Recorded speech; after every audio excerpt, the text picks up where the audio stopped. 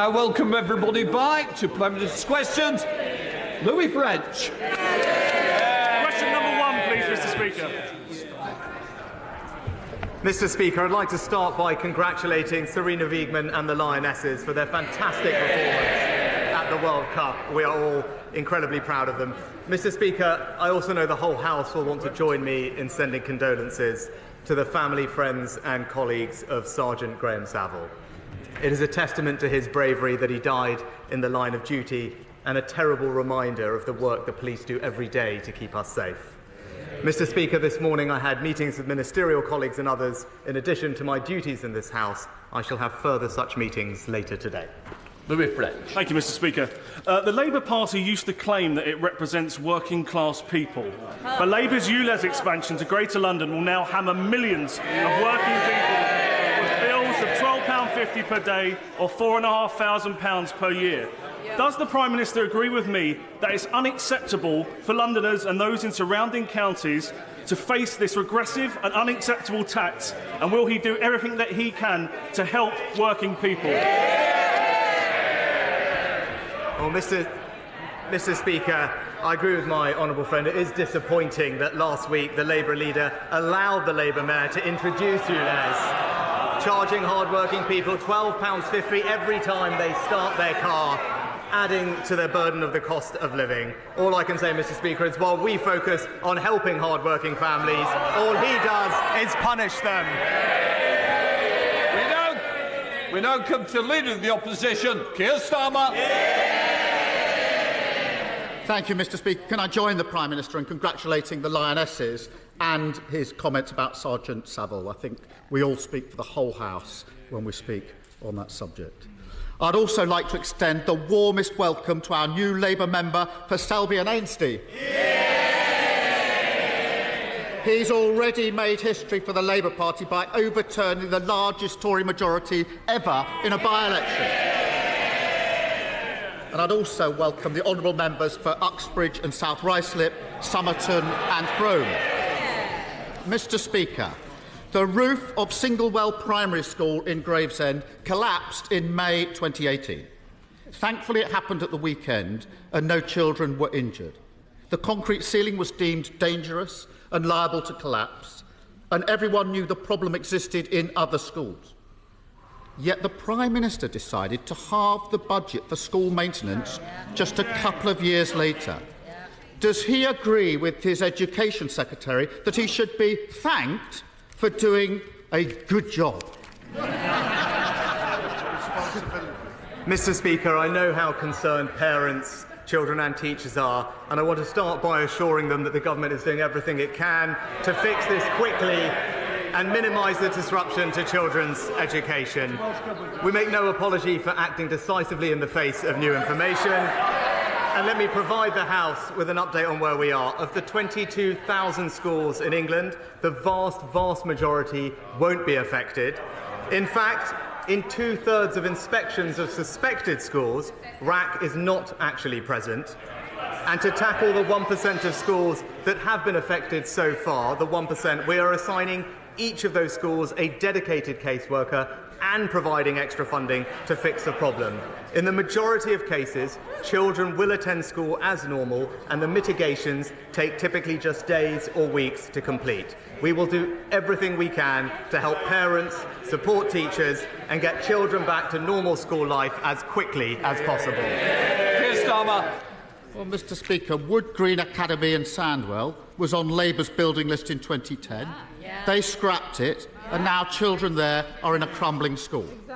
The head of the National Audit Office accuses him of taking a sticking plaster approach. The NAO report says he cut £869 million. The person who ran the Department for Education says he is personally responsible. Now, on Monday, he leapt to his own defence, saying it's utterly wrong to blame him. So why does literally everyone else say it's his fault? Mr. Speaker, the professional advice from the technical experts on RAG has evolved over time, and indeed It is something that successive governments have dealt with, dating back to 1994, Mr. Speaker. Now, as new advice has come forward, the government has rightly, decisively and swiftly acted in the face of that advice. But he talked about school budgets and talked about what I had done, but let me just walk him through the facts of actually what that spending review did, because he brought it up. Well, no, he's brought it up, so presumably he would like to hear the facts. Funding for school maintenance and rebuilding will average £2.6 billion a year over this Parliament as a result of that spending review, which represents a 20% increase on the years before. Indeed, Mr. Speaker, far from cutting budgets, as he alleges, the amount spent last year was the highest in a decade. That spending review maintained, Mr. Speaker, that spending review maintained the school rebuilding programme, delivering 500 schools over a decade, a pace completely consistent with what had happened previously. And, Mr. Speaker, it is worth pointing out that during the parliamentary debates on that spending review, the Labour Party and him did not raise the issue of RAC one single time. So before he jumps on the next political bandwagon, he should get his facts straight.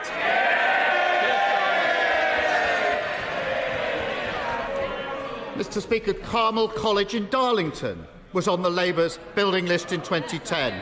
They scrapped it, and now children there are in a crumbling school. Yeah. And on the one hand, we have him saying it's nothing to do with him. Yeah. On the other side, we have the facts.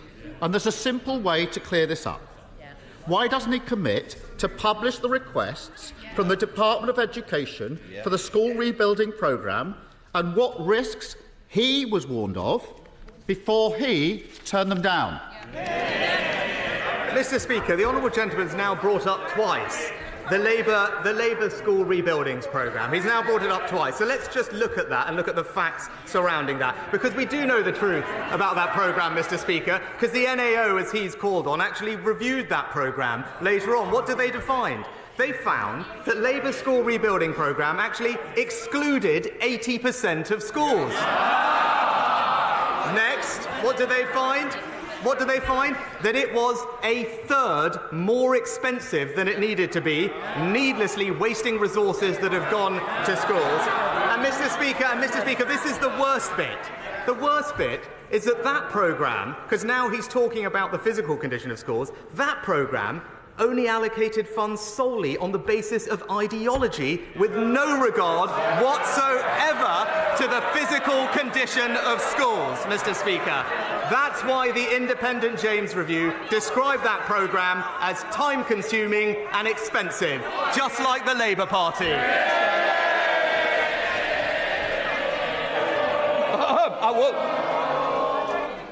We don't want to start off with somebody leaving so early, because that's what's going to happen. Keir Starmer. Well, Mr. Speaker, they want more, so let me continue. Ferryhill School in County Durham was on Labour's building list in 2010. They scrapped it, and now children there are in a crumbling school. The truth is, this crisis is the inevitable result of 13 years of cutting corners, botched jobs, sticking plaster politics. It's the sort of thing you expect from cowboy builders, saying that everyone else is wrong, everyone else is to blame, protesting they've done an effing good job, even if the ceiling falls in. The difference, Mr. Speaker, is that in this case, the cowboys are running the country. Isn't he ashamed that after 13 years of Tory government, children are cowering under steel supports, stopping their classroom roof falling in? No more. Just seriously, I will calm down. First session, I understand people are excited to be back at school, but we expect better behaviour. Prime Minister. Well, Mr. Speaker, this is exactly the kind of political opportunism that we've come to expect from Captain Hindsight over here. Before today, he's never once raised this issue with me across this dispatch box. It wasn't even worthy of a single... It's the same for this side as well. Can I just say, we're going to have a calmer, question times going forward. I want to hear the question, I want to hear the answers, just like your constituents. Prime Minister. Mr. Speaker, before today, he never once raised this issue with me in Parliament. It wasn't even worthy of a single mention in his so-called landmark speech on education this summer. And if we'd listened to him, our kids would have been off school and locked down for longer. It's as simple as that. He talks about 13 years. Well, let's see what happened.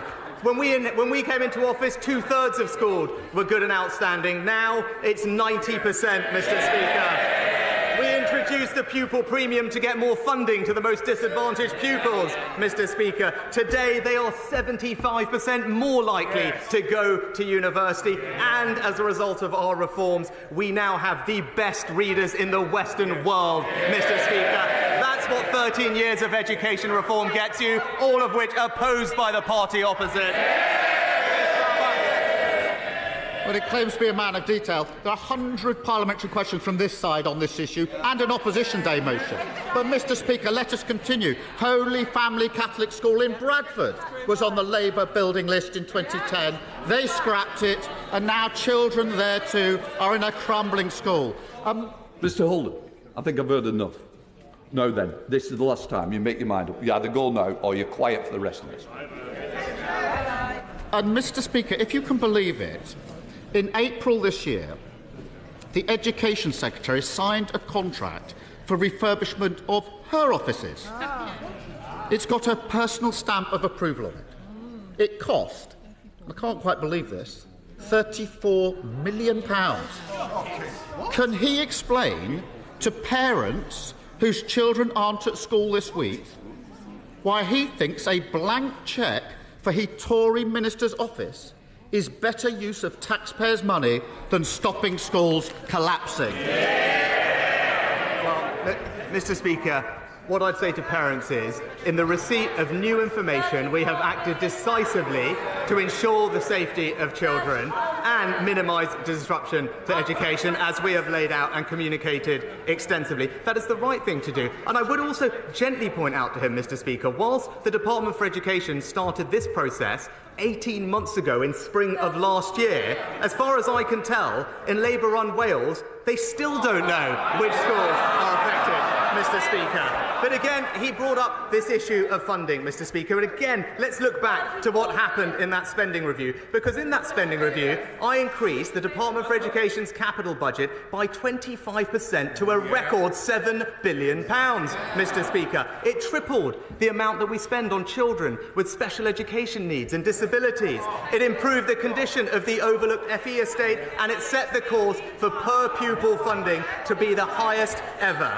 But it also, Mr. Speaker, crucially, invested £5 billion to help our pupils recover the lost learning from COVID. £5 billion, Mr. Speaker, and he might remember that, because we wanted pupils learning, he wanted longer lockdowns. Keir Starmer. I think he just doesn't get how this "it's all fine" out there is so at odds with the lived experience of millions of working people across this country. And, Mr. Speaker, let's go on. This is a long list. At least 6 schools in Essex were on Labour's building list in 2010. They scrapped them, and now children there are in crumbling schools. What he won't admit is the reason he cut these budgets, ignored the warnings, is quite simple. Just like he thought his tax rises were for other families to pay, he thinks his school cuts are for other families to endure. Doesn't it tell you everything you need to know? That he's happy to spend millions of taxpayers' money sprucing up Tory offices, billions to ensure there's no VAT on Tory school fees, but he won't lift a finger when it comes to protecting other people's schools, other people's safety, other people's children. Mr. Speaker, I know he comes here with these prepared scripts, but he hasn't listened to a single fact of 6 questions about the record amounts of funding going into schools, about the incredible reforms to education impacting the most disadvantaged children in our society, a record that we're rightly proud of. And yes, Of course we can name the schools. That's because we are reacting to information and publishing that information, Mr. Speaker, so we know where the issues are, something that we're still waiting for by the Welsh Government in Wales. But, Mr. Speaker, of course he wants to try and score political points of something that we are dealing with in the right and responsible way. But I do note that he has not mentioned a single other thing that has happened since we last met across these dispatch boxes, Mr. Speaker. He talked about hard-working families across Britain, but what's happened? Energy bills, down, Mr. Speaker. What's happened to inflation? Down, Mr. Speaker. What's happened to small boat crossings? Down, Mr. Speaker. And when it comes, Mr. Speaker, to economic growth, what's happened? It's gone up, Mr. Speaker. He tried time and time again to talk down the British economy, but people weren't listening, thankfully. His entire economic narrative has been demolished, and the Conservatives are getting on delivering for Britain.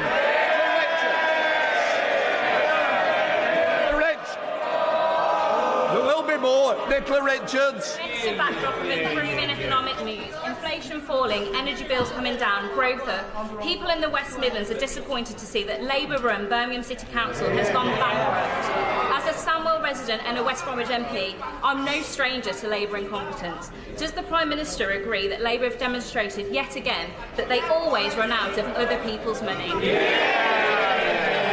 Mr. Speaker, my honourable friend is exactly right. We started by hearing how Labour in London are charging hard-working people with ULEZ. Now we're hearing about how Labour in Birmingham are failing hard-working people, losing control of taxpayers' money and driving their finances into the ground. They've bankrupted Birmingham, Mr. Speaker. We can't let them bankrupt Britain. We come to the leader of the SNP, Stephen Flynn. Mr. Speaker, the public needs no reminding that today marks a year since the Prime Minister's predecessor took office. And upon her speedy departure, they will have thought that things were going to get better. But when we look at unemployment figures, they're higher. When we look at food prices, they're higher. When we look at mortgage rates, they're higher. And economic growth is stagnant. So can I ask the Prime Minister, when is he going to get off his backside and do something about it? Well, Mr. Speaker, I think what the honourable gentleman failed to point out is that the amount of times I've sat across the dispatches from him and his colleagues and heard how somehow we were a laggard when it comes to growth, Mr. Speaker. What he didn't do is take the opportunity to correct the record today, now that the figures have been published, which demonstrate, in fact, we had the fastest recovery out of any European economy after COVID. Stephen Flynn.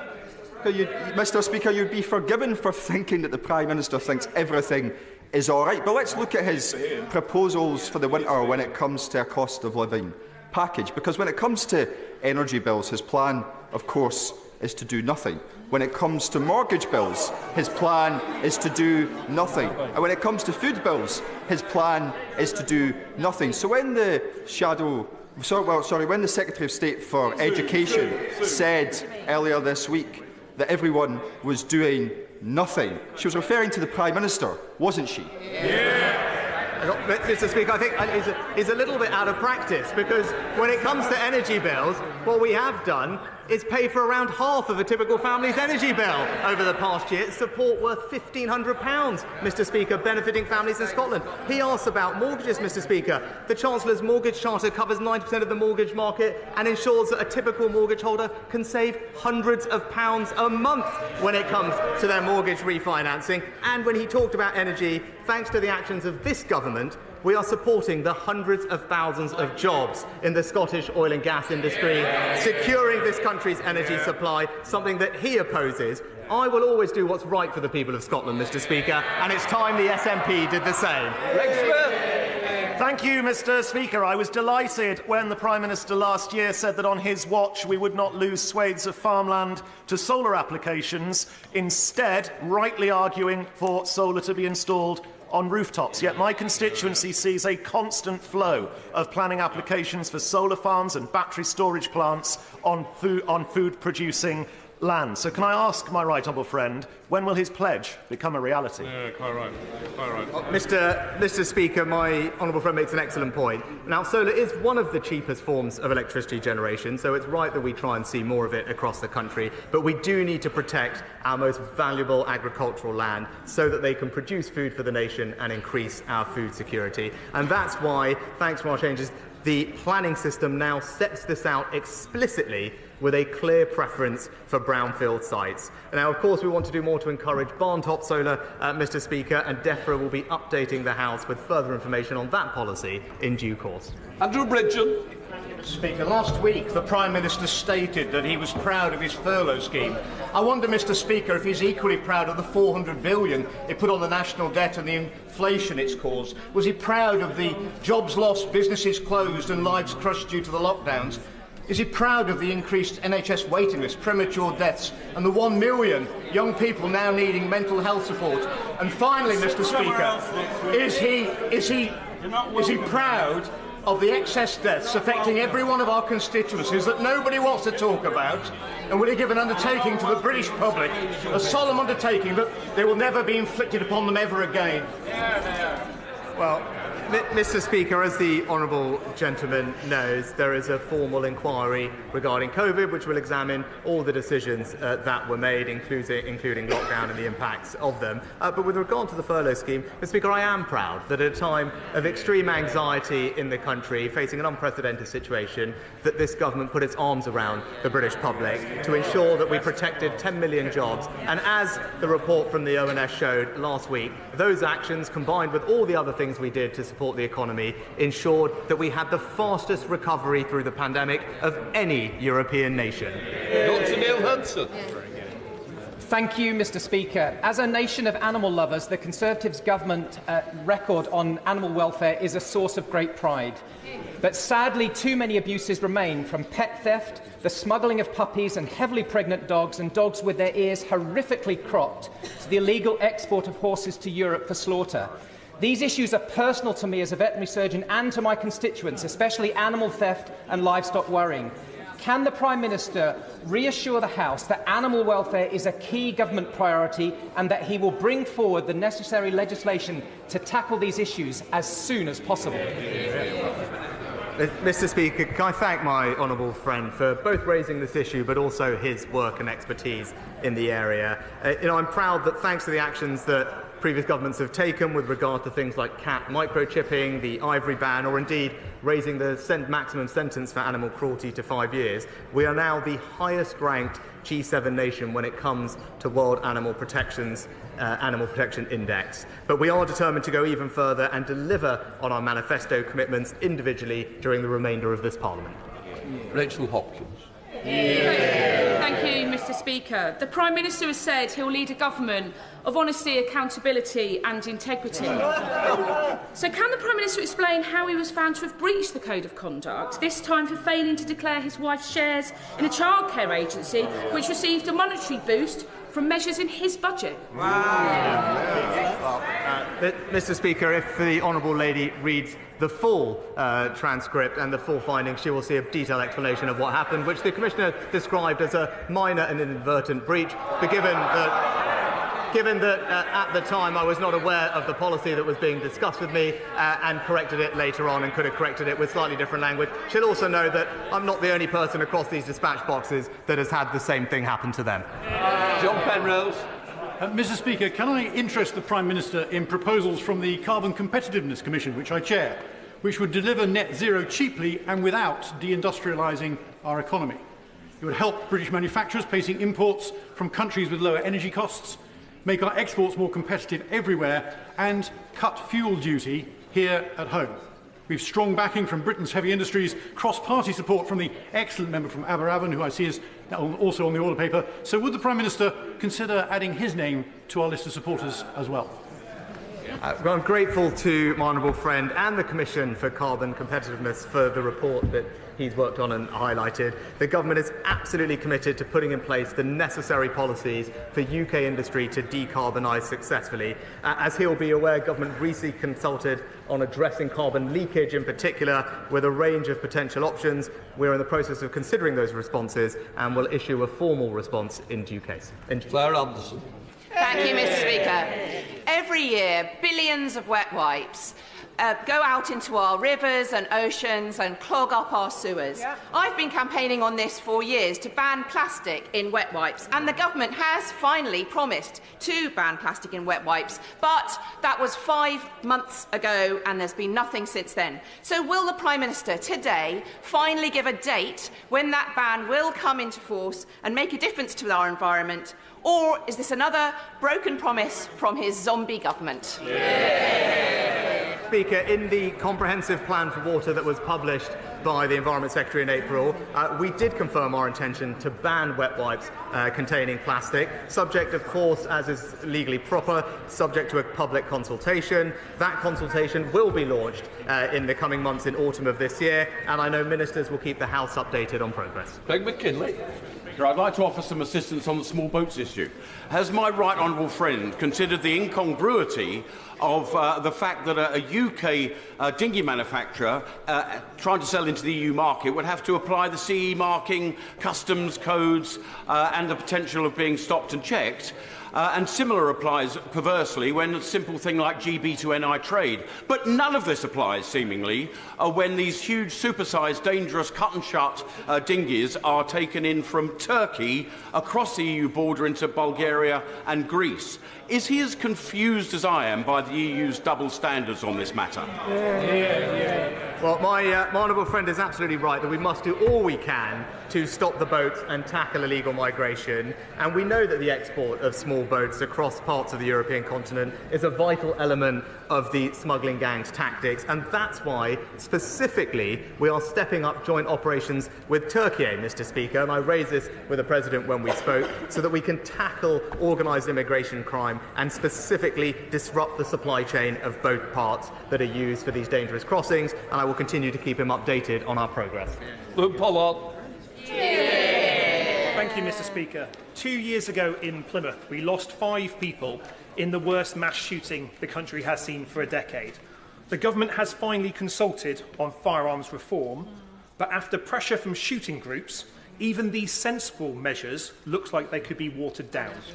So will the Prime Minister bow down to lobbyists from the shooting industry, or will he stand with the grieving families and those in Plymouth who want to see no other tragedy like this ever happen again with stronger gun laws? Well, Mr. Speaker, I know how important this issue is to the honourable gentleman following the horrific shooting in his constituency, and my thoughts are with the family of all those who were killed.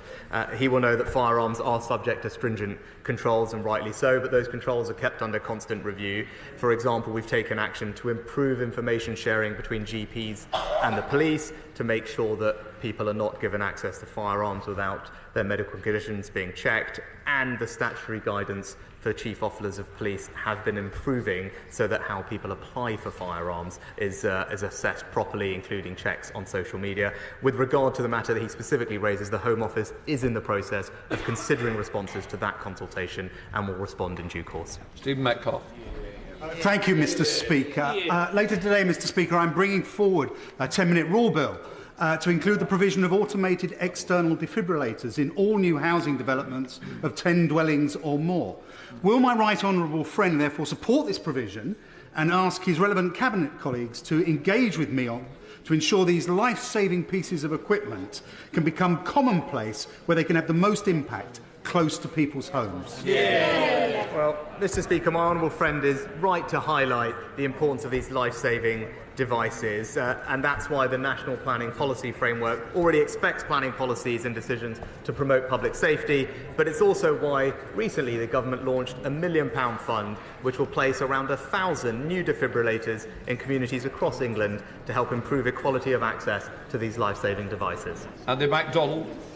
In 2019, Outwood Academy's Riverside Free School application in Middlesbrough was approved with its first Year 7 intake arriving the following year. And that has happened every year since, but there's still no new building. I've had no response to my request for a meeting with the Secretary of State, but that original intake are destined to spend their entire secondary education in various temporary adapted premises. Mr. Speaker, with pupils being shunted around old buildings, talk of levelling up and addressing the GCSE attainment gap rings hollow.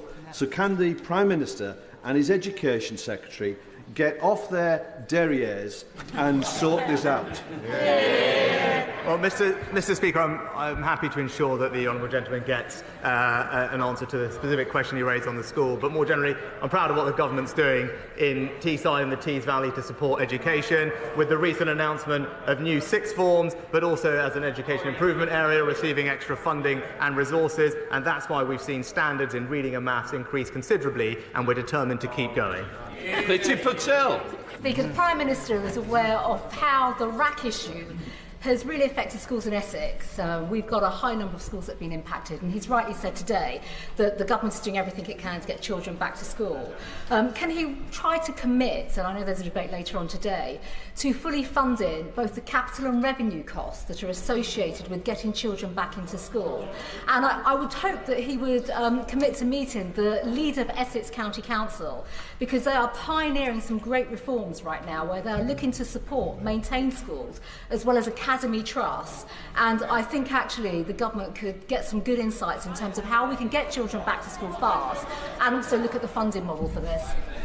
Can I first of all start by thanking my right honourable friend for the engagement constructively that she's had with the department, and indeed pay tribute to her school leaders and local authority for everything that they are doing. I am happy to give her the reassurance, as the Chancellor already said, new funding will be provided to schools to deal with this issue, but also to ensure that we can get through this as quickly as possible for her constituents and parents, and indeed everyone's. DfE are in the process of increasing the number of dedicated caseworkers from 50 to 80. We have 35 project directors regionally on the ground to support, and we've increased the number of survey firms by more than double, Mr. Speaker, so that we can rapidly, over the next few weeks, fully assess all the relevant schools and have a mitigation plan in place. Stephen Kinnock. Thank you, Mr. Speaker. Steelworkers in my Aberavon constituency have watched in frustration as other governments have pumped investment into decarbonisation, whilst successive Tory governments have sat on their hands. So when will the Prime Minister finally conclude the talks with Tata Steel, and can he guarantee that there will be a matching level of investment with what other European governments are doing on decarbonisation, and will he guarantee that the conclusion will be based on serious engagement comprehensively with the steel unions? Well, Mr. Speaker, steel is absolutely vital to the UK. This is something that, of course, is of interest to the honourable gentleman, but something that I've also discussed extensively with my honourable friend from Scunthorpe, and that's because the industry supports local jobs and economic growth. Now, conversations with specific companies like Tata are ongoing, but they are understandably commercially sensitive. But we do share the ambition of securing a decarbonised, sustainable and competitive future for the industry in this country. And in the meantime, we are supporting the sector, Mr. Speaker, with our energy industries exemption, which provides discounted energy bills, and the Industrial Energy Transformation Fund, which supports steel companies with their energy bills and the transition through capital to a greener future. Mark Fletcher. Thank you, Mr. Speaker. 2 weeks ago, the government announced that the Bolsover School's bid for a sixth form in my constituency has been successful. 52% of school leavers at 16 years old across the country go on to a sixth form, but in Bolsover it's 23%, in Clown 22%, and in Shirebrook it's 7%. So will the Prime Minister join me in thanking the Redhill Academy Trust, Matthew Hall, the head teacher of Bolsover School, and all of those who have helped to bring a sixth form to Bolsover? Well, can I congratulate Redhill and everyone involved with the successful bid for the new sixth form in Bolsover. I'm delighted that the bid was successful, because my honourable friend, I know, shares my desire to ensure a world-class education for every single one of our young people across the country, because that is the best way to provide them with the opportunity for a better life, and this new programme of sixth forms will deliver that in his constituency and many others across the nation. Ian Mans. Very grateful, Mr. Speaker. Mr. Speaker, the North East has been underfunded in terms of transport investment for decades. HS2, meant to be an economic development and connectivity lifeline, now not coming anywhere near. And the A1 Northumberland dualling decision delayed yet again, and our regional rail services still running on outdated infrastructure and rolling stock. With all that in mind, will the Prime Minister commit to funding to reopen the Leamside line from Gateshead to County Durham to take pressure off the East Coast Main Line and aid economic well-being movement of passengers and freight services in the north-east of England, or is levelling up just a rhetoric?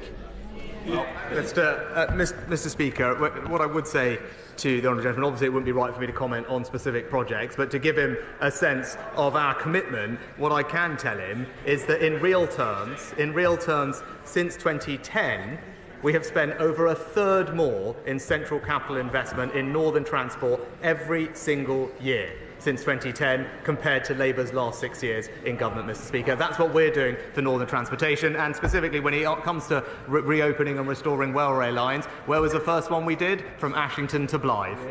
Limrag. Yeah, I have a cheerful question that I know my right honourable friend the Prime Minister will find impossible to resist, because he will be aware of the work I've been doing with the Number 10's UK Ambassador for Mental Health, Dr Alex George, to establish early intervention mental health hubs across the country. Now, we've got the pilot, which seems lost somewhere between the Treasury and the Department of Health, but I know he'll sort that problem out.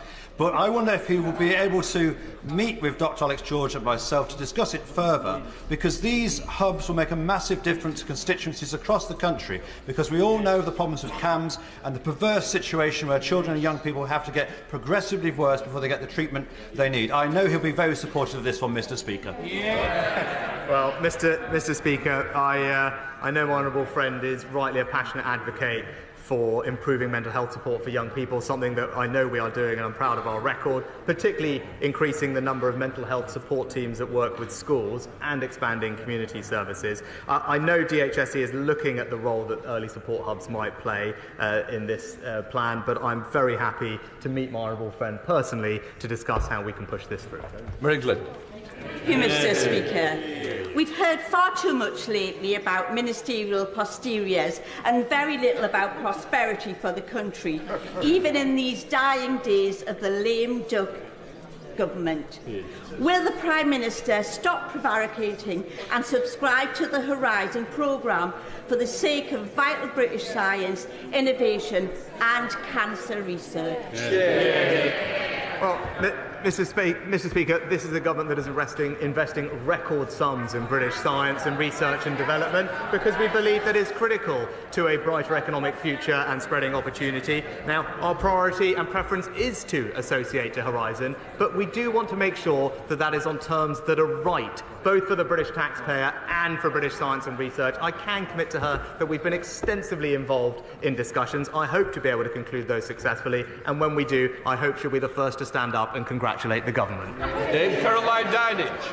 Thank you very much, Mr. Speaker. September is Childhood Cancer Awareness Month, but it also marks 2 years since the death of my constituent Sophie Farrell. She was only 10 years old.